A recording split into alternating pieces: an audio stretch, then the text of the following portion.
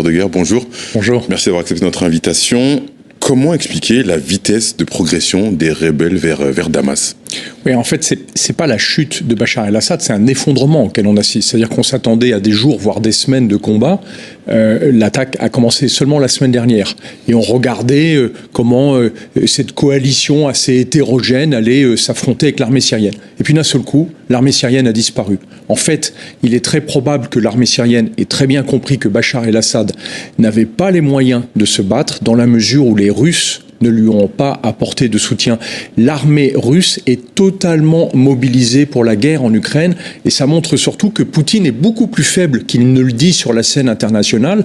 Par conséquent, quand l'armée syrienne a compris que son dictateur, le boucher de la Syrie, Bachar el-Assad, s'était tiré, évidemment, ils n'allaient pas se battre pour un pouvoir fantôme. Donc c'est vraiment un effondrement auquel on assiste. Et comme l'a souligné à l'instant Sivosh, c'est un échec pour l'Iran, mais c'est surtout un échec pour la Russie de Poutine, parce que c'est elle qui soutient l'Iran, c'est elle qui soutient tous ses proxys dans la région du Proche-Orient.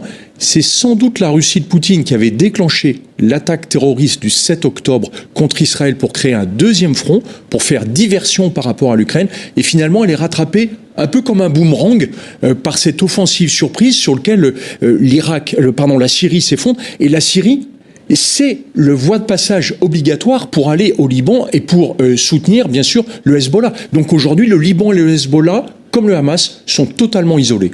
Complètement isolés. Comment on peut interpréter les déclarations du Premier ministre syrien qui s'est dit prêt à discuter, qui parle même d'un nouveau leadership et qui parle même de passation avec les rebelles ?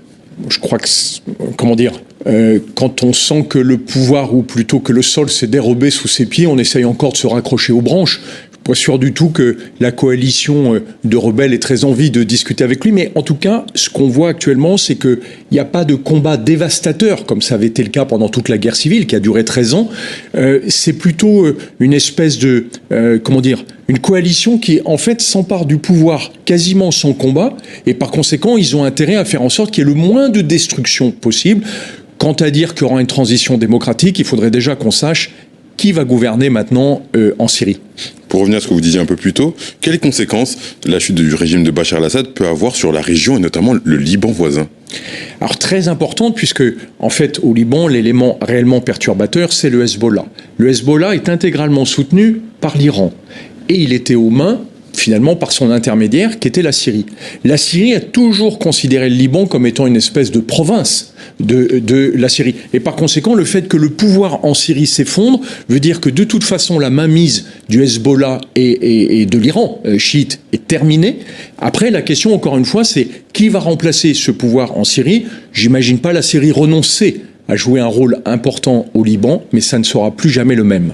Il y a une réunion qui s'est tenue hier à Doha sur la question syrienne entre la Russie, l'Iran et la Turquie. Ils ont convenu de demander au gouvernement syrien et aux forces d'opposition d'entamer des pourparlers. Est-ce que ces trois pays peuvent encore peser dans les futures discussions ?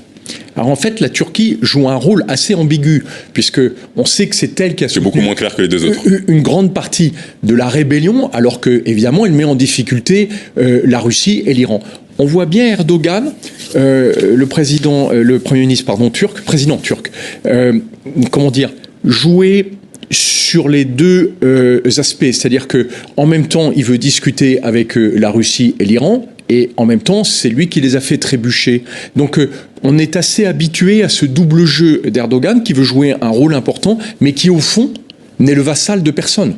Et c'est ça qui en fait un acteur clé dans la région, puisque, évidemment, lui, au nord de la Syrie, il contrôlait depuis un moment certaines milices, mais aujourd'hui, elles ont joué un rôle clé, pas seulement l'Iran. On sait que l'Ukraine a apporté son soutien, on sait qu'Israël a apporté son soutien, les États-Unis et sans doute d'autres pays arabes sunnites.